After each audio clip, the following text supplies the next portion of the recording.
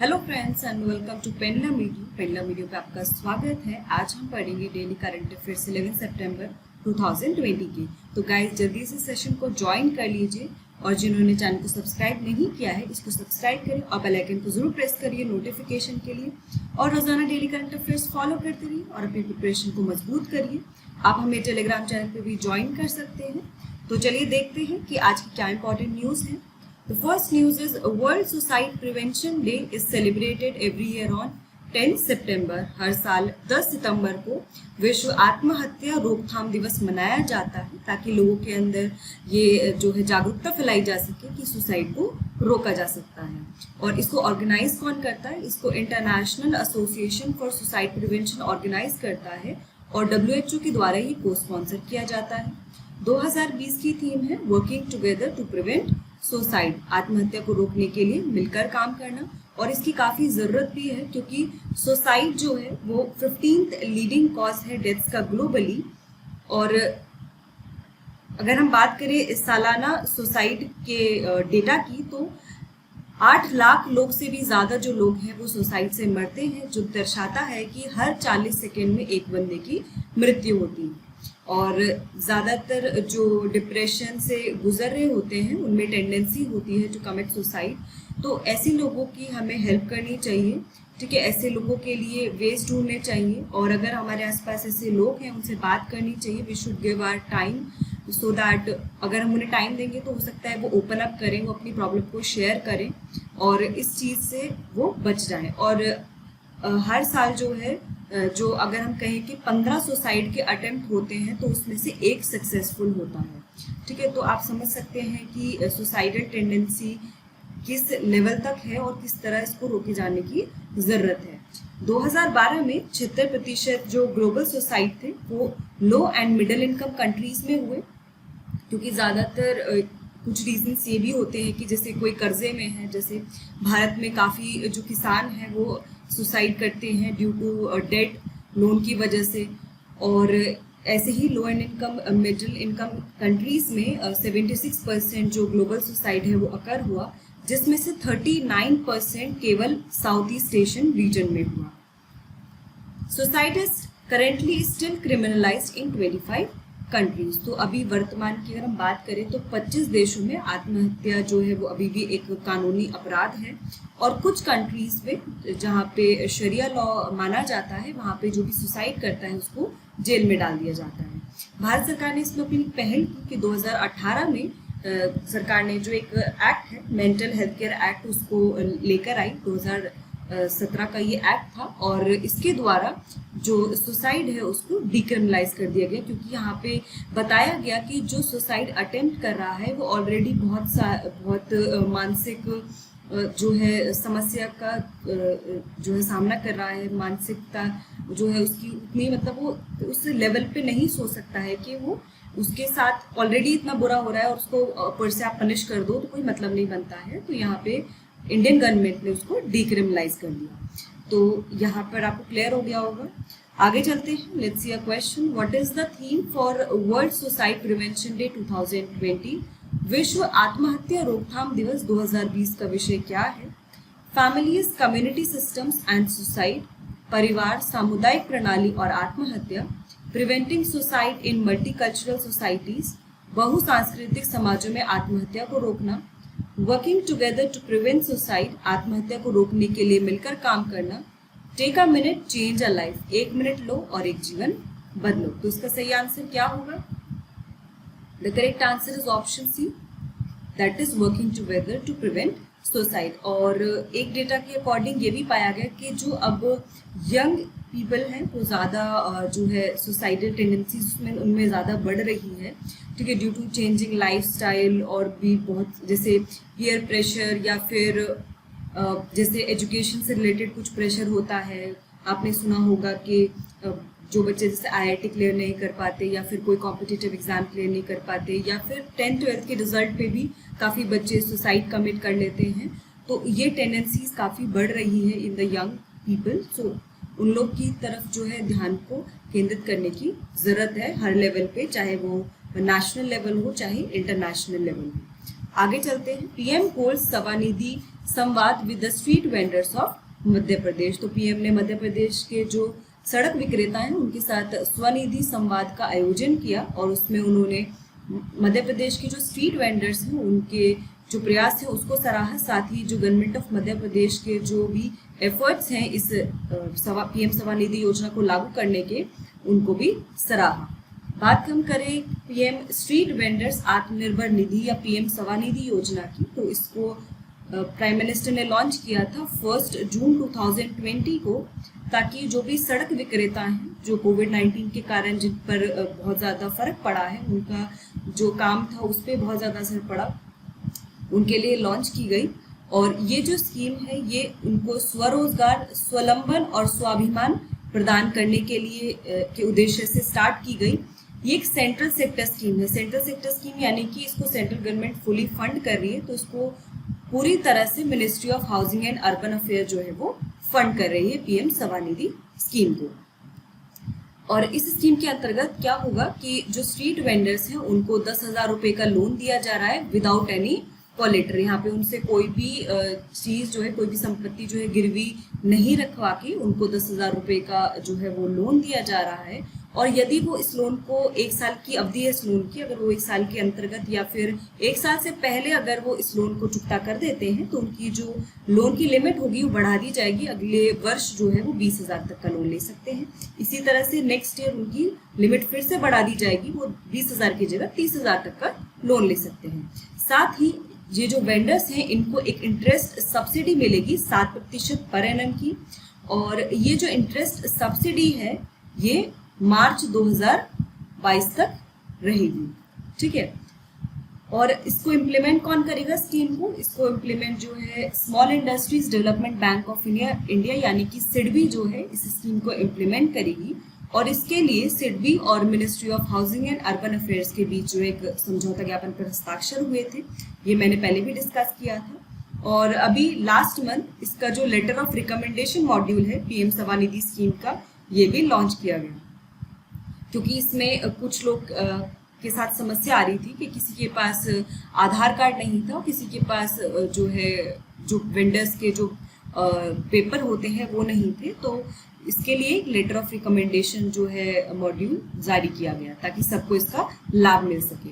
सिडबी की हम बात करें, ये एक डेवलपमेंट फाइनेंशियल इंस्टीट्यूशन है इंडिया का, और it is a principal finance institution in the MSME sector. तो एमएसएमई क्षेत्र में प्रमुख वित्तीय संस्थान है, और ये कौन से डिपार्टमेंट के अंदर वर्क करती है? डिपार्टमेंट ऑफ फाइनेंशियल सर्विसेज यानी कि वित्तीय सेवा विभाग के तहत ये काम करती है।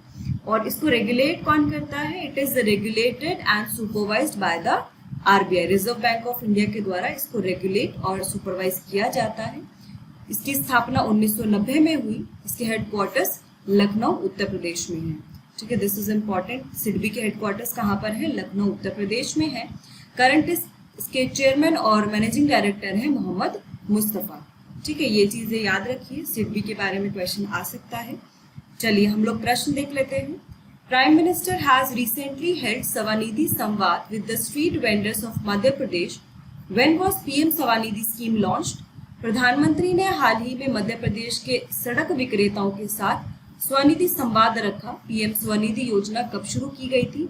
1 मार्च 2020, 1 अप्रैल 2020, 1 मई 2020 एंड 1 जून 2020। तो सही है, इसका आंसर क्या होगा कमेंट करके बताइए। The correct answer is option D, that is 1 June 2020. Moving forward, South India's first Kisan Rail flagged off between Anandpur and New Delhi. तो जो पहली किसान रेल है साउथ इंडिया की, ध्यान से पढ़िए, पहली किसान रेल साउथ इंडिया की, पूरे भारत की नहीं, साउथ इंडिया की पहली किसान रेल जो है वो अनंतपुर और नई दिल्ली के बीच में जो है शुरू कर दी गई है by our union minister of agriculture Shivraj Singh Tomar and chief minister of Andhra Pradesh YS Jagan Mohan Reddy. और ये जो है किसान रेल, जो भारत की किसान रेल है उसका ये सेकेंड पार्ट है। जो पहली किसान रेल थी वो देवलाली महाराष्ट्र से दानापुर बिहार के लिए जो है फ्लैग ऑफ की गई थी, उसको रवाना किया था। तो अगर आपसे पूछा जाएगा कि पहली किसान रेल कौन सी थी, वो थी जो देवलाली महाराष्ट्र से लेकर दानापुर बिहार तक चली थी। फिर भारत की दूसरी किसान रेल कौन सी है? जो अनंतपुर से नई दिल्ली को चली है। और साउथ इंडिया की पहली किसान रेल कौन सी है? जो अनंतपुर से नई दिल्ली चली है। आंध्र प्रदेश की हम बात करें तो ये इंडिया में ए रैंक फर्स्ट करता है, फर्स्ट रैंक है इसकी in terms of production of tomatoes, coconut, papaya and chillies, और ये बिगेस्ट फ्रूट प्रोड्यूसिंग स्टेट है साउथ इंडिया का। और इस तरह का जो इनिशिएटिव है किसान रेल का, ये काफ़ी जो फार्मर्स है इस रीजन की उनको बेनिफिट करेगा। तो जैसे कि अब कोविड-19 जैसी सिचुएशन थी जब ट्रांसपोर्टेशन जो है बिल्कुल बंद हो गया था, तो काफ़ी फार्मर्स को लॉसेस हुए थे। तो ऐसे इनिशिएटिव की हेल्प से कोल्ड स्टोरेज फैसिलिटी उनको प्रोवाइड की जाएगी और उनका जो भी प्रोड्यूस है उसको आराम से दूसरे जगह तक पहुंचाया जा सकेगा। किसान रेल स्कीम जो थी ये बजट 2020-21 में अनाउंस हुई थी और इसमें जो है ये कहा गया था कि इस तरह की ट्रेन फैसिलिटीज चलाई जाएंगी ताकि जो फार्म प्रोड्यूस है, खासकर जो पेरिशेबल आइटम्स हैं, जो जल्दी खराब हो जाने वाले प्रोडक्ट्स हैं जैसे फ्रूट, वेजिटेबल्स, मीट, मिल्क, इस तरह के जो प्रोडक्ट्स हैं उनको डिफरेंट पार्ट्स ऑफ कंट्री तक पहुंचाने के लिए एक एक्सपीडी ट्रांसपोर्टेशन के फॉर्म में किसान रेल को जो है लेकर आया जाएगा। और इससे क्या होगा, जो फार्मर है की जो इनकम है उसको दोगुना करने में भी सहयोग मिलेगा। आगे चलते हैं, let's see a question. Recently first Kisan rail of south India was flagged off, this train will run between dash. हाल ही में दक्षिण भारत की पहली किसान रेल की को हरी झंडी दिखाई गई और यह ट्रेन निम्नलिखित में से किसके बीच चलेगी? Anantapur and New Delhi, Deolali and New Delhi, Danapur and New Delhi, Hyderabad and New Delhi. जल्दी से कमेंट करके बताइए क्या होगा इसका सही आंसर। गाइस कमेंट करते रहिए, वीडियो को लाइक करिए, शेयर करिए। कोई भी डाउट है कमेंट बॉक्स में मेंशन करिए, कोई सजेशन है you can also mention that. The correct answer for this is option A, that is Anantapur and New Delhi. आगे चलते हैं, next is Nagaland gets its first telemedicine platform Naga tele health. तो नागालैंड को अपना पहला telemedicine platform Naga tele health मिला है और इस प्लेटफॉर्म के जरिए जो भी सिटीजन्स हैं वो जो कनेक्ट कर सकते हैं स्पेशलिस्ट डॉक्टर से, मेडिकल ऑफिसर से, ताकि उनको कोई भी जनरल या स्पेशलाइज्ड टेली कंसल्टेशन लेना हो तो वो ले सकते हैं। और ये जो फैसिलिटी होगी ये फ्री ऑफ कॉस्ट अवेलेबल होगी सभी को, यानी कि निःशुल्क उपलब्ध होगी। और इस तरह के जो प्लेटफॉर्म है ये जितने भी Ayushman Bharat health and wellness centres हैं नागालैंड में, उन सभी में इसको उपलब्ध कराया जाएगा। और इसको पहले तो फेज्ड मैनर में इसको लॉन्च किया जाएगा। नागा टेली हेल्थ की हम बात करें तो ये गवर्नमेंट ऑफ नागालैंड का इनिशिएटिव है विद सपोर्ट फ्रॉम USAID, निष्ठा, JP गो। ये इसके समर्थन के थ्रू ये चलाया जा रहा है and it aims to provide quality health care services at the health and wellness centres in Nagaland. तो इसका एम यही है कि जितने भी हेल्थ एंड वेलनेस सेंटर्स हैं नागालैंड में वहाँ पर क्वालिटी हेल्थ सर्विसेज को पहुँचाना, ठीक है, वहाँ तक लोगों की पहुँच को सुनिश्चित करना। आगे चलते हैं, लेट्स सी नागालैंड के बारे में। ये एक लैंडलॉक स्टेट है, यहाँ पे आप देख सकते हैं नागालैंड की पोजीशन। नागालैंड जो है ये चारों तरफ से जो है लैंड से घिरा हुआ है और ये अपना जो बॉर्डर है वो अरुणाचल प्रदेश, असम, देन मणिपुर और म्यांमार के साथ जो है शेयर करता है। It is one of the smallest states in India और इसकी जो कैपिटल है वो कोहिमा है। गवर्नर यहाँ पर RN रवि है। चीफ मिनिस्टर यहाँ पे नीफ्यू रियो हैं और इसमें एक लोकसभा सीट है और एक राज्यसभा सीट है और मेजॉरिटी यहाँ पर जो लोग रहते हैं नागाज रहते हैं यहाँ पर। आगे चलते हैं, let's see a question. Which of the following states has recently got its first telemedicine platform? निम्न में से किस राज्य को हाल ही में अपना पहला टेलीमेडिसिन प्लेटफॉर्म मिला है? मणिपुर, नागालैंड, मिजोरम एंड असम। तो सही आंसर कमेंट करके बताइए क्या होगा। The correct answer will be option B, that is Nagaland. Moving ahead, child mortality rate in India has declined as per UNICEF report. तो अभी जो है एक नया मोर्टालिटी एस्टिमेट जो है रिलीज किया गया है UNICEF, World Health Organization, population division of United Nations Department of Economic and Social Affairs and World Bank Group के द्वारा। और इसके अकॉर्डिंग जो इंडिया में चाइल्ड मोर्टालिटी रेट है वो काफ़ी हद तक उसमें गिरावट आई है और जो चाइल्ड मोर्टालिटी रेट है इंडिया में वो 126 था 1990 में और अब वो 2019 में 34 हो गया है। तो काफ़ी जो है गिरावट आई है इसमें चाइल्ड मोर्टालिटी रेट में। 1990 से लेकर 2019 के बीच में जो है जो गिरावट की दर जो दर्ज की गई है वो 4.5% जो है हर साल दर्ज की गई है। और जो इन्फेंट मोर्टेलिटी रेट है भारत में, ठीक है, वो भी डिक्लाइन हुआ है फ्रॉम 89 इन 1990 टू 28 इन 2019। अब आप सोच रहे होंगे कि चाइल्ड मोर्टेलिटी रेट और इन्फेंट मोर्टेलिटी रेट में क्या डिफरेंस है। तो जो चाइल्ड मोर्टेलिटी रेट होता है ये नंबर ऑफ डेथ्स जो है इसको डिटरमिन करता है, लेकिन जो बच्चे 5 साल से कम उम्र के जिनकी मृत्यु हो जाती है पर 1000 लाइव बर्ड्स में। और इन्फेंट मोर्टेलिटी रेट में क्या होता है कि उन बच्चों की मृत्यु को काउंट किया जाता है जिनकी एक साल से कम के हैं। जैसे शिशु मृत्यु दर से आपको समझ में आ रहा होगा, शिशु यानी कि जो 1 वर्ष से कम के होते हैं, तो अगर उनकी मृत्यु हो जाती है पर 1000 लाइव बर्ड्स में जो नंबर होता है उसको इन्फेंट मोर्टेलिटी रेट कहते हैं। Child mortality rate refers to the number of deaths of children under the age of 5 per 1000 live births. और जो infant mortality rate है, it is the number of deaths of infants below the age of 1 year per 1000 live births. अब आपको इसमें confusion नहीं होना चाहिए, कहीं भी आएगा तो ये सही होना चाहिए। सस्टेनेबल डेवलपमेंट गोल में जो कंट्रीज ने कमिट किया वो कहा कि जो चाइल्ड मोर्टेलिटी रेट है उसको 2030 तक 25 करना है, ठीक है, 25 तक लेकर आना है। और जो इंडिया की न्यू नेशनल हेल्थ पॉलिसी 2017 जो इंडिया ने उसमें अपने कुछ टारगेट सेट किए थे, सबसे पहला टारगेट था कि जो इन्फेंट मोर्टेलिटी रेट है इसको 28 तक लेकर आना है 2019 तक। और जो कमिटमेंट है कि वर्ल्ड में कमिटमेंट है कि जो चाइल्ड मोर्टेलिटी रेट है उसको 25 करना है 2030 तक, लेकिन इंडिया ने जो है अपना लक्ष्य 5 साल पहले ही पूरा करने की कोशिश की है। यहाँ पर इंडिया अचीव करना चाहती है अंडर 5 मोर्टेलिटी रेट या चाइल्ड मोर्टेलिटी रेट को 23 करना चाहती है 2025 तक, ठीक है। तो लेट्स सी कि कितना इंडिया इसको अचीव कर पाती है इस टारगेट को। ऑल्दो काफ़ी जो है गिरावट आई है चाइल्ड मोर्टेलिटी रेट में, लेकिन देखते हैं कि वो 2025 तक इंडिया अपने नेशनल हेल्थ पॉलिसी टारगेट्स को अचीव कर पाता है या फिर नहीं कर पाता है। Let's see a question, which of the following is not among the organisations that recently released a report showing decline in child mortality rate in India। निम्नलिखित में से कौन सा संगठन उन संगठनों में से नहीं है जिन्होंने हाल ही में भारत में बाल मृत्यु दर में गिरावट दिखाने वाली रिपोर्ट जारी की? UNICEF, World Health Organization, International Institute for Population Sciences, population division of UN Department of Economic and Social Affairs. तो क्या होगा इसका सही आंसर, जल्दी से कमेंट करके बताइए। The correct answer for this will be option C, that is International Institute for Population Sciences। आगे चलते हैं। The next is first India France Australia trilateral dialogue was held virtually। तो पहला भारत फ्रांस ऑस्ट्रेलिया द्विपक्षीय वार्ता जो है वर्चुअली आयोजित की गई, और इसमें जो फॉरेन सेक्रेटरी हैं इंडिया के हर्षवर्धन श्रृंगला, उन्होंने जो है इस मीटिंग को को चेयर किया with his French and Australian counter part. और इस डायलॉग का जो मेन फोकस था वो यही था कि इंडो पैसिफिक रीजन में जो कॉपरेशन है इसको बढ़ाया जाए, क्योंकि जो इंडो पैसिफिक रीजन है वहाँ पे जो एग्रेशन है, चाइनीज़ एग्रेशन, वो जो है बहुत ज़्यादा बढ़ता जा रहा है। और हर कंट्री यही कोशिश कर रही है कि जो इंडो पैसिफिक रीजन है इसको जो है किसी भी तरह के एग्रेशन से जो है दूर रखा जाए, और वहाँ पे जो है countries are coming together to increase the cooperation in the reason.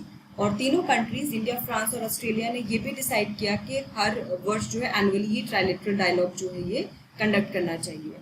The three sides they also discussed regarding the potential areas of cooperation at the trilateral and regional level, including organizations like ASEAN, IORA and the Indian Ocean Commission। तो तीनों side ने ये भी discuss किया कि जो different areas में तीनों का जो कॉपरेशन है उसको कैसे बढ़ाया जा सके, और साथ ही जो ऑर्गेनाइजेशंस हैं जैसे आसियान, IORA यानी कि इंडियन ओशियन रिम एसोसिएशन या फिर हिंद महासागर आयोग जैसे संगठन में जो वो शामिल हैं, मतलब उसमें सहयोग को कैसे बढ़ाया जा सकता है। आगे चलते हैं। फ्रांस की बात करें तो it is a western European country, इसकी कैपिटल पेरिस है। यहाँ पे प्रेसिडेंट कौन है? इमैनुअल मैक्रोन है। प्राइम मिनिस्टर जीन कास्टेक्स है। करेंसी यूरो है, और it is one of the 5 permanent members of the UN security council. ठीक है, नेटो का भी मेंबर है फ्रांस। ठीक है, और ऑस्ट्रेलिया की हम बात करें तो ये लार्जेस्ट कंट्री है ओशियानिया में, और इसकी जो कैपिटल है वो कैनबेरा है। प्राइम मिनिस्टर यहाँ पर स्कॉट मॉरिसन है, ऑस्ट्रेलिया की करेंसी ऑस्ट्रेलियन डॉलर है और it is one of the members of the quadrilateral dialogue या फिर क्वाड। तो क्वाड जो है इसमें 4 कंट्री शामिल हैं, US, India, Japan and Australia. ठीक है, ये एक इनफॉर्मल ग्रुप है और यूएस, इंडिया, जापान, ऑस्ट्रेलिया इसमें शामिल हैं क्वाड्रिलेटरल डायलॉग में। और साथ ही जो ऑस्ट्रेलिया है वो ASEAN+6 का भी मेंबर है, ASEAN+6 का मेंबर है Australia. Okay, moving forward, let's see a question. Which of the following countries have recently decided to hold trilateral dialogue every year? हाल ही में निम्न में से किन देशों ने हर साल त्रिपक्षीय वार्ता आयोजित करने का निर्णय लिया है? India, US and Israel, India, France and Australia, India, Australia and Japan, India, US and Japan. जल्दी से बताइए क्या होगा इसका सही आंसर। गाइस आंसर्स कमेंट करते रहिए। The correct answer is option B, that is India, France and Australia. Moving forward, the first batch of Rafale aircraft is formally inducted into the Indian Air Force at Ambala. तो Rafale विमान के पहले batch को औपचारिक रूप से अंबाला में भारतीय वायुसेना में शामिल किया गया है। अब ये जो एयरक्राफ्ट होगा it will B part of 17 squadron the golden arrows. जो फर्स्ट 5 जो राफेल एयरक्राफ्ट थे वो इंडिया ने रिसीव किए फ्रांस से ऑन 27 जुलाई 2020 और इनको स्टेशन किया गया था एयरफोर्स स्टेशन में अंबाला में और इसके बाद अब इनको फॉर्मली इंडक्ट कर दिया गया है इंडियन एयरफोर्स में। और इस इवेंट में जो है चीफ गेस्ट कौन कौन थे? इंडिया के डिफेंस मिनिस्टर राजनाथ सिंह थे और साथ ही जो मिनिस्टर ऑफ आर्म्ड फोर्सेज है फ्रांस की फ्लोरेंस पार्ले वो भी शामिल थी। The two sides also held a bilateral meeting, तो दोनों पक्षों के बीच में द्विपक्षीय बैठक भी हुई और जो फ्लोरेंस पार्ले हैं उनकी ये 3rd ऑफिशियल विजिट है टू इंडिया सिंस 2017 के बाद ये फ्रांसीसी रक्षा मंत्री की भारत की 3री आधिकारिक यात्रा है। राफेल की हम बात करें तो ये twin engine multi role compact aircraft है and it has the capability to strike air to air targets from up to 150 kilometre away. और ये किसके द्वारा बनाया गया? फ्रेंच एयरक्राफ्ट मैन्युफैक्चरर दसॉ के द्वारा ये बनाया गया है और 36 राफेल जेट्स के लिए जो है इंडिया ने एक डील साइन की थी जो 59,000 करोड़ थी कि जो है इंडिया प्रोक्योर करेगा फ्रेंच कंपनी दसॉ से। ये आप देख सकते हैं, ये राफेल है।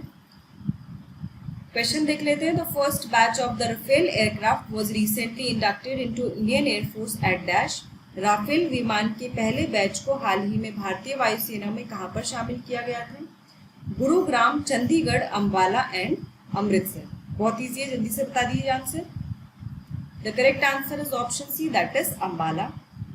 Next is Atal innovation mission launched Aatmanirbhar Bharat arise ANIC initiative. तो अटल इनोवेशन मिशन आत्मनिर्भर Bharat arise Atal new India challenge जो है उसकी पहल की शुरुआत की है और ये जो इनिशिएटिव है इसका पर्पस ये है कि जो अप्लाइड रिसर्च एंड इनोवेशन है इंडियन MSME और स्टार्टअप्स में उसको जो है बढ़ाया जाए, उसको प्रमोट किया जाए। ये जो प्रोग्राम है अराइज ANIC इसको कौन कौन रन करेगा? It will be run by Indian Space Research Organisation ISRO, ministry of defence, ministry of food processing and industries, ministry of health and family welfare, ministry of housing and urban affairs and associated industries. इसमें जो भी industry related जो भी problems हैं या कोई department related कोई भी इशू है उसके लिए इनोवेटिव सॉल्यूशंस देने के लिए, ठीक है, यहाँ पर उन जो भी रिसर्च होंगी उनको प्रमोट किया जाएगा। ये कोई प्रोडक्ट है जो एक बेहतर सोल्यूशन दे सकता है उनको प्रमोट किया जाएगा ग्रांट के थ्रू। तो यहाँ पर जो है प्रोग्राम में 50 लाख तक का जो है फंडिंग दी जाएगी ताकि जो भी प्रपोज टेक्नोलॉजी सोल्यूशन है या प्रोडक्ट है उसका जल्दी से विकास हो सके। साथ ही इसरो ने कहा कि it will adopt 100 Atal tinkering labs from Atal innovation mission. तो इसरो जो है अटल इनोवेशन मिशन से 100 अटल टिंकरिंग लैब्स को अपनाएगा। अटल इनोवेशन मिशन, इसके बारे में हमने कल भी पढ़ा था, ये एक फ्लैगशिप इनिशिएटिव है which is set up by the NITI Aayog to promote innovation and entrepreneurship in India. तो भारत में जो है नवाचार और उद्यमिता को बढ़ावा देने के लिए नीति आयोग द्वारा स्थापित एक प्रमुख पहल है और अटल इनोवेशन मिशन ने दो कंपनीज के साथ जो है टाई अप किया था। एक तो स्कूल न्यूज़ के साथ टाई अप किया था ताकि जो ये हमने पढ़ा था कि एक तो स्कूल न्यूज़, ठीक है, इसके साथ टाई अप किया था अटल इनोवेशन मिशन ने ताकि जो भी इनोवेशन की जो स्टोरीज हैं उनको ग्रास रूट लेवल इनोवेशन की उनको सब तक पहुंचाया जा सके, स्टूडेंट्स तक। और दूसरा यहाँ पे फ्रेश वर्क्स कंपनी है, उसके साथ भी जो है अटल इनोवेशन मिशन ने टाई अप किया था इनोवेशन को प्रमोट करने के लिए। अटल न्यू इंडिया चैलेंज की हम बात करें तो it aims at supporting innovators through a grant based mechanism to create products और solutions based on advance technology. तो जो भी न्यू टेक्नोलॉजीज हैं, जो एडवांस टेक्नोलॉजी, उनके बेसिस पे अगर कोई भी प्रोडक्ट बनाना चाहता है, सोल्यूशन देना चाहता है, तो उसको यहाँ पे ग्रांट के थ्रू जो है सपोर्ट किया जाता है ऐसे इनोवेटर्स को अटल न्यू इंडिया चैलेंज के अंतर्गत। ठीक है, आगे चलते हैं हम लोग। Let's see a question, which of the following organisations will not run recently launched आत्मनिर्भर Bharat arise Atal new India challenges initiative. निम्नलिखित में से कौन सा संगठन हाल ही में लॉन्च किए गए Aatmanirbhar Bharat arise Atal new innovation challenge initiative को नहीं चलाएगा? Defence research and development organisation DRDO, Indian Space Research Organisation ISRO, ministry of defence and ministry of food processing industries. तो क्या होगा इसका सही आंसर? ध्यान से पढ़िए, इसमें पूछा है इनमें से कौन इस इनिशिएटिव को नहीं रन करेगा। So it's correct answer is option A, DRDO इसका पार्ट नहीं है। Next is inauguration of organic food processing unit by the minister of food processing Harsimrat Kaur बादल इन बाराबांकी, उत्तर प्रदेश। उत्तर प्रदेश के बाराबांकी में खाद्य प्रसंस्करण मंत्री हरसिमरत कौर बादल द्वारा एक जैविक खाद्य प्रसंस्करण इकाई का उद्घाटन किया गया और इसकी वजह से 5000 जो किसान हैं उनको लाभ मिलेगा। उत्तर प्रदेश में काफ़ी पोटेंशियल है कि वो जो है बेहतर कर सकता है फूड प्रोसेसिंग सेक्टर में, क्योंकि बहुत ज़्यादा डाइवर्स क्रॉप्स हैं यहाँ पर, ठीक है, और जो भी प्रीरिक्विजिट्स चाहिए फूड प्रोसेसिंग सेक्टर को डेवलप करने के लिए वो भी अवेलेबल है। Food processing sector can help in overcoming the major challenges in agriculture like post-harvest losses, low income of farmers, lack of marketing options। तो food processing sector के development से काफ़ी जो भी challenges हैं एग्रीकल्चर्स में वो ओवरकम किए जा सकते हैं, जैसे कि पोस्ट हार्वेस्ट लॉसेस, क्योंकि फूड प्रोसेसिंग सेक्टर के द्वारा क्या होगा कि कोल्ड स्टोरेज फैसिलिटी होगी, कंपनी से जोड़ा जा सकेगा लोगों को, फार्मर्स को, तो वो डायरेक्ट वहाँ पे जो है अपना जो भी प्रोड्यूस है वो दे सकते हैं, तो पोस्ट हार्वेस्ट लॉसेस कम हो जाएंगे। फार्मर की जो लो इनकम की समस्या है वो भी कम हो जाएगी, उनको फेयर प्राइसिंग मिलेगी। तो इस तरह की जो समस्याएं हैं उनको जो है यहाँ पर जूझना नहीं पड़ेगा किसानों को, काफ़ी ऑप्शंस भी मिलेंगे मार्केटिंग के। आगे चलते हैं, उत्तर प्रदेश के बारे में जाने तो it is the most populous state in India, ये तो आप जानते ही हैं, और एरिया के टर्म्स में इसकी रैंक चौथी है।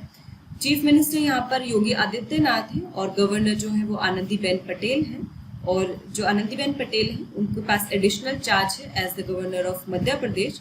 डिप्टी CMs यहाँ पर दिनेश शर्मा और केशव प्रसाद मौर्य हैं। कैपिटल उत्तर प्रदेश की लखनऊ है और स्टेट एनिमल है स्वैम्प डियर, स्टेट बर्ड है सरस क्रेन, स्टेट ट्री है अशोक और स्टेट फ्लावर है ब्रह्मकमल। उत्तर प्रदेश में लोकसभा की 80 सीट्स हैं और राज्यसभा की 31 सीट्स हैं और असेंबली सीट्स 403 हैं। तो जो भी UPPCS की प्रिपरेशन कर रहे हैं उनके लिए फैक्ट्स बहुत ही इंपॉर्टेंट हैं। एंड जो पॉलिटी से रिलेटेड क्वेश्चन है जैसे कि लोकसभा की, राज्यसभा की सीट्स, तो ये तो किसी भी एग्जाम में पूछ ली जाती है। The next is the question, minister of food processing Harsimrat Kaur Badal has recently inaugurated an organic food processing unit in which of the following districts of Uttar Pradesh. खाद्य प्रसंस्करण मंत्री हरसिमरत कौर बादल ने हाल ही में यूपी के निम्नलिखित में से किस जिले में जैविक खाद्य प्रसंस्करण इकाई का उद्घाटन किया है? बाराबांकी, बिजनौर, बदाऊं एंड बलिया। जल्दी से बताइए क्या होगा इसका सही answer? The correct answer is option A, that is Barabanki. Moving forward, next is a 2-day conclave on school education in 21st century has been organized under शिक्षक पर्व। और ये जो कॉन्क्लेव है जो 2 दिन का, ये जो है आज कल से शुरू हुआ है और ये आज खत्म होगा। पहले दिन में जो प्रिंसिपल्स और टीचर प्रैक्टिशनर्स हैं उन्होंने डिस्कस किया कि कैसे जो डिफरेंट थीम्स है नेशनल एजुकेशन पॉलिसी की उसको उन्होंने लागू किया क्रिएटिव तरीके से। और सेकंड डे पे यानी कि आज यहाँ पर जो प्राइम मिनिस्टर नरेंद्र मोदी है वो एड्रेस करेंगे इस कॉन्क्लेव को। A series of webinars on national education policy will be organized by the Ministry of Education, highlighting important themes of NEP. तो नेशनल एजुकेशन पॉलिसी पे सीरीज ऑफ वेबिनार्स ऑर्गेनाइज कराए जा रहे हैं मिनिस्ट्री ऑफ एजुकेशन के द्वारा। और national education policy 2020 जो नई नेशनल एजुकेशन पॉलिसी आई है, इस पे हमने जो एक अलग से आर्टिकल लिखा था, हमारी वेबसाइट पे अवेलेबल है, आप उसको जाके पढ़ सकते हैं। शिक्षक पर्व की बात करें हम तो it is being observe from 8 to 25 September 2020 to felicitate the teachers and also to take up NEP 2020 forward. तो 8 से 25 सितंबर 2020 से शिक्षकों को सम्मानित करने और NEP 2020 को आगे ले जाने के लिए शिक्षक पर्व मनाया जा रहा है। And also the Union Minister of Education has conferred CBSE Teacher Awards to 38 teachers and principals of CBSE schools। और ये जो अवार्ड है CBSE Teachers Award ये 2019-20 के लिए दिया गया है टीचर्स और प्रिंसिपल्स को। इस अवार्ड में एक मेरिट सर्टिफिकेट होता है, एक शॉल होता है और 50,000 कैश प्राइज होता है। Moving forward, let's see a question. शिक्षक पर्व is being observed by the government from 8 September 2020 to dash। सरकार शिक्षक पर्व 8 सितंबर 2020 से कब तक मना रही है? 22 सितंबर 2020, 23 सितंबर 2020, 24 सितंबर 2020 एंड 25 सितंबर 2020। जल्दी से कमेंट करके बताइए सही answer. The correct answer is option D, that is 25 September 2020। Next is a webinar on scientific and technological interventions by CSIR SIMRI for combating COVID-19. It has been organized और ये जो webinar है it has been organized as a part of जिज्ञासा programme और इसको host भी CSIR CMERI के द्वारा किया गया है in collaboration with Samagra Shiksha department of school education Jammu and Kashmir के द्वारा। CSIR SIMRI की बात करें तो it is providing skill development opportunities to higher secondary ITI diploma and UG level students. CSIR SIMRI has also built the world's largest solar tree installed in Durgapur. तो ये हमने पहले भी पढ़ा था कि वर्ल्ड का लार्जेस्ट सोलर ट्री जो दुर्गापुर में इंस्टॉल किया गया है वो CSIR CMERI central mechanical engineering research institute के द्वारा किया गया है। जिज्ञासा प्रोग्राम की हम बात करें तो ये इनिशिएटिव है CSIR का which is launched in collaboration with केंद्रीय विद्यालय संगठन। तो केंद्रीय विद्यालय संगठनों के सहयोग से इसको शुरू किया गया CSIR के द्वारा। और it is a student scientist connect programme that promote scientific temperament. तो ये छात्र वैज्ञानिक कनेक्ट प्रोग्राम है जो वैज्ञानिक स्वभाव को बढ़ावा देता है। इसमें कुछ एंगेजमेंट के मॉडल्स हैं जैसे laboratory visits, popular lecture series, visit of scientist to schools, lab specific activities, teachers workshop और students as scientist as students, इस तरह की कुछ इसमें पहल जो है वो की गई हैं। तो ये जो है एक तरह से जैसे CSR होता है कॉर्पोरेट सोशल रिस्पॉन्सिबिलिटी, ऐसे ही जिज्ञासा प्रोग्राम जो है ये साइंटिफिक सोशल रिस्पॉन्सिबिलिटी का पार्ट है। ठीक है, साइंटिस्ट वर्ल्ड का जो सोशल रिस्पॉन्सिबिलिटी है उसका ये एक पार्ट है। तो ये CSIR द्वारा जो है चलाया गया प्रोग्राम है। Let's see a question. Jigyasa program, which is an initiative of CSIR, was launched in collaboration with which of the following? जिज्ञासा कार्यक्रम जो कि CSIR की एक पहल है, निम्नलिखित में से किसके सहयोग से शुरू किया गया था? IIT Delhi, Kendriya Vidyalaya Sangathan, department of school education Jammu and Kashmir, CSIR CMERI Durgapur. जल्दी से कमेंट करके बताइए, बहुत इजी है। The correct answer is option B, that is Kendriya Vidyalaya संगठन। नेक्स्ट इज PM लॉन्चेस प्रधानमंत्री मत्स्य संपदा योजना एंड ई गोपाला ऐप। तो प्रधानमंत्री नरेंद्र मोदी ने प्रधानमंत्री मत्स्य संपदा योजना और ई गोपाला ऐप जो है वो लॉन्च किया है। जो ये ई गोपाला ऐप है किसानों के प्रत्यक्ष उपयोग के लिए एक व्यापक नस्ल सुधार बाजार और सूचना पोर्टल है। यहाँ पर जो है इंफॉर्मेशन अवेलेबल होगी क्योंकि अभी तक कोई भी ऐसा पोर्टल नहीं था, कोई भी ऐसा ऐप नहीं था जहाँ पे जो भी गवर्नमेंट की स्कीम है रिलेटेड टू दिस सेक्टर वो प्रोवाइड की जा सके। तो अब जो है उनके पास सारी इंफॉर्मेशन होगी। The app will help in managing livestock including buying and selling disease free germplasm. तो एप्लीकेशन जो है वो रोग मुक्त जर्म प्लाज खरीदने और बेचने सहित पशुधन के प्रबंधन में मदद करेगा। तो प्रधानमंत्री ने और भी चीज़ें लॉन्च की हैं, जैसे establishment of fish brood bank at Sitamarhi and aquatic disease referral laboratory at Kishanganj. और इसकी वजह से क्या होगा, जो भी क्वालिटी और अफोर्डेबल फिश फीड है वो टाइमली अवेलेबल होगा। साथ ही उन्होंने एक यूनिट फिश फीड मिल जो है वो मधेपुर में लॉन्च किया और दूसरा 2 units of fish on wheels Patna में लॉन्च किया। He also inaugurated the comprehensive fish production technology centre at doctor Rajendra Prasad central agriculture university Pusa Bihar. Cement station और IVF लैब जो है वो लॉन्च की गई एनिमल साइंसेज यूनिवर्सिटी पटना में और इनको बनाया गया था अंडर राष्ट्रीय गोकुल मिशन, इनको भी इनॉग्रेट किया गया। बात करिए हम प्रधानमंत्री मत्स्य संपदा योजना की, तो ये गवर्नमेंट की एक फ्लैगशिप स्कीम है that aims for the sustainable development of the fishery sector.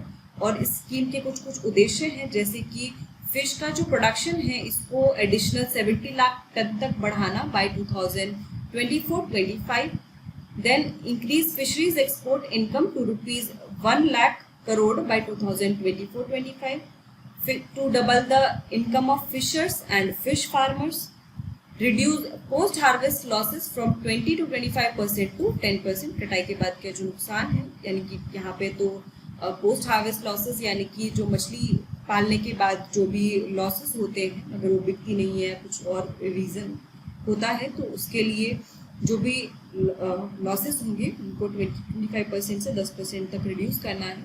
साथ ही जो एम्प्लॉयमेंट है वो 45 लाख डायरेक्ट और इनडायरेक्ट एम्प्लॉयमेंट जनरेट करना है फिशरीज और उसके अलाइड सेक्टर्स में। तो इस प्रधानमंत्री मत्स्य संपदा योजना का जो इसमें जो पैसा दिया जाएगा, जो इन्वेस्टमेंट दिया जाएगा वो आत्मनिर्भर भारत पैकेज का पार्ट है। जब हमने आत्मनिर्भर भारत पैकेज के बारे में जो है पूरा बताया था आपको, तब मैंने डिस्कस किया था प्रधानमंत्री मत्स्य संपदा योजना के बारे में, जिसमें लगभग 20,000 करोड़ का जो है गवर्नमेंट जो है खर्चा करेगी over a period of 5 years from financial year 2020-21 to financial year 2024-25। The scheme will focus on the adoption of cluster or area-based approach and creation of fisheries clusters via forward and backward linkages। तो ये योजना मुख्य रूप से परियोजना में आवश्यकता अनुसार निवेश करते हुए मत्स्य समूह और क्षेत्रों के निर्माण पर केंद्रित है। क्वेश्चन देख लेते हैं। प्रधानमंत्री मत्स्य संपदा योजना aims to increase fisheries export income to ₹1 lakh crore by dash. प्रधानमंत्री मत्स्य संपदा योजना कब तक मत्स्य निर्यात आय को बढ़ाकर 1 लाख करोड़ रुपए करने का लक्ष्य रखती है? 2021-22, 2022-23, 2023-24 एंड 2024-25। तो जल्दी से बताइए क्या होगा इसका सही answer. The correct answer will be option D, that is 2024 and 25। Next is Finance Minister launched doorstep banking services and released Ease 2.0 index results। तो फाइनेंस मिनिस्टर ने जो डोरस्टेप बैंकिंग सर्विसेज हैं पब्लिक सेक्टर बैंक्स के द्वारा उसको launch किया और साथ ही ईज 2.0 इंडेक्स जो है वो लॉन्च किया, उसके रिजल्ट्स लॉन्च किए हैं। डोरस्टेप बैंकिंग सर्विस की हम बात करें तो सर्विस जो भी सिलेक्टेड सर्विस प्रोवाइडर्स हैं वो यूज करेंगे डोर स्टेप बैंकिंग एजेंट्स को एट 100 सेंटर्स अक्रॉस इंडिया। अभी तक जो नॉन फाइनेंशियल सर्विसेज थी, जैसे कि चेकबुक्स की डिलीवरी, डिमांड ड्राफ्ट जो कस्टमर को देने होते थे, उसके लिए जो है door step banking services provide की जाती थी, लेकिन अब फाइनेंशियल सर्विसेज भी प्रदान की जाएंगी डोर स्टेप बैंकिंग के अंतर्गत। और ये जो है अक्टूबर 2020 से शुरू होगा। मार्च 2019 से मार्च 2020 तक जो ईज इंडेक्स स्कोर है पब्लिक सेक्टर बैंक्स का वो 37% तक इंक्रीज हुआ है और जो एवरेज ईज इंडेक्स स्कोर है वो भी बढ़ा है from 49.2 to 67.4 out of 100।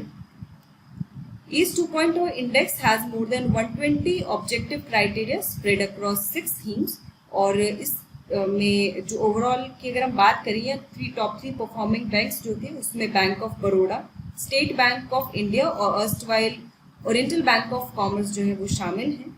Ease यानी कि enhanced access and service excellent reforms for public sector banks इसको लॉन्च किया गया था जनवरी 2018 में। This is important. ईज कब लॉन्च किया गया था? जनवरी 2018 में। EASE 3.0 reform agenda for tech enabled banking has been launched in February 2020।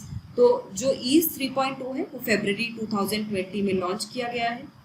अब हम देख लेते हैं कि जो 6 थीम्स हैं ईज 2.0 इंडेक्स की, उसमें कौन से टॉप 3 परफॉर्मर बैंक्स रहे हैं। तो अगर हम बात करें ओवरऑल की, तो उसमें bank of Baroda, state bank of India और ओरिएंटल बैंक ऑफ कॉमर्स ने टॉप किया है। रिस्पॉन्सिबल बैंकिंग की बात करें तो बैंक ऑफ बड़ौदा टॉप पर है। देन कस्टमर रिस्पॉन्सिवनेस की बात करें तो state bank of India top पर है। Then top 3 banks in improvement from March baseline, तो bank of Maharashtra, central bank of India और कॉर्पोरेशन बैंक जो है वो टॉप 3 बैंक्स हैं। देन क्रेडिट ऑफ टेक में बात करें तो oriental bank of commerce top पर है। देन उद्यमी मित्रा फॉर MSMEs की बात करें, इस थीम में oriental bank of commerce again top पर है। डीपनिंग FI एंड डिजिटलाइजेशन में बैंक ऑफ बड़ौदा टॉप पर है और गवर्नेंस और HR में state bank of India top पर है। तो आप देख रहे होंगे कि जितनी भी थीम्स हैं उसमें जो ओवरऑल टॉप 3 बैंक्स हैं, bank of Baroda, state bank of India, oriental bank of commerce, इन्होंने ही टॉप किया है। क्वेश्चन देख लेते हैं। As per the recently released EASE 2.0 index, what is the increase in overall ease index score of public sector banks. हाल ही में जारी किए गए ईज 2.0 इंडेक्स के अनुसार PSB के लिए कुल ईज सूचकांक स्कोर में कितनी वृद्धि हुई है? 23%, 37%, 49% एंड 67%। जल्दी से कमेंट करके बताइए सही आंसर। कितना परसेंट इंक्रीज हुआ है ओवरऑल ईज इंडेक्स स्कोर में? The correct answer is option B, that is 37%. Moving forward, world's largest rooftop greenhouse opens in Canada. दुनिया का सबसे बड़ा रूफटॉप ग्रीन हाउस कनाडा में खोला गया है। और ये कहाँ पर खोला गया है? मॉन्ट्रियल कनाडा में खोला गया है। इसको बनाया गया है लूफा फार्म्स के द्वारा और एक वेयर हाउस के टॉप पर इसको खोला गया है। और इस कंपनी ने ऐसा रूफटॉप ग्रीन हाउस सेटअप करने वाला ये चौथा जो है रूफटॉप ग्रीन हाउस है। और क्योंकि लोकल डिमांड काफ़ी थी लोकली सोर्स फूड्स की, तो इसलिए ये इसको खोला गया है। और ये 15,000 स्क्वायर किलोमीटर के एरिया को कवर करता है और इसमें जितना खाना उगेगा वो 10,000 फैमिलीज की रिक्वायरमेंट को पूरा कर सकता है। अभी यहाँ पे टोमेटोज और जो एग प्लांट्स हैं यानी कि टमाटर और बैंगन जो है उगाए जाते हैं। तो ये अभी न्यूज़ में था, ठीक है। तो आपको पता होना चाहिए कि world's largest rooftop green house कहाँ पर खुला है? मॉन्ट्रियल कनाडा में। So a question for you, world's largest rooftop greenhouse has been opened in dash. दुनिया का सबसे बड़ा rooftop greenhouse कहाँ पर खोला गया है? Ottawa, Toronto, Montreal and Vancouver. जल्दी से कमेंट करके बताइए, बहुत इजी है, अभी हमने डिस्कस किया। The correct answer is option C, that is Montreal. So friends, here we have covered the daily current affairs and related questions. मैं उम्मीद कर रही हूँ कि आप रोजाना डेली करंट अफेयर्स फॉलो कर रहे होंगे और आपको बहुत कुछ सीखने को मिल रहा होगा। इसी तरह हमारे साथ जुड़े रहिए और तैयारी करते रहिए। All the best. Thank you so much.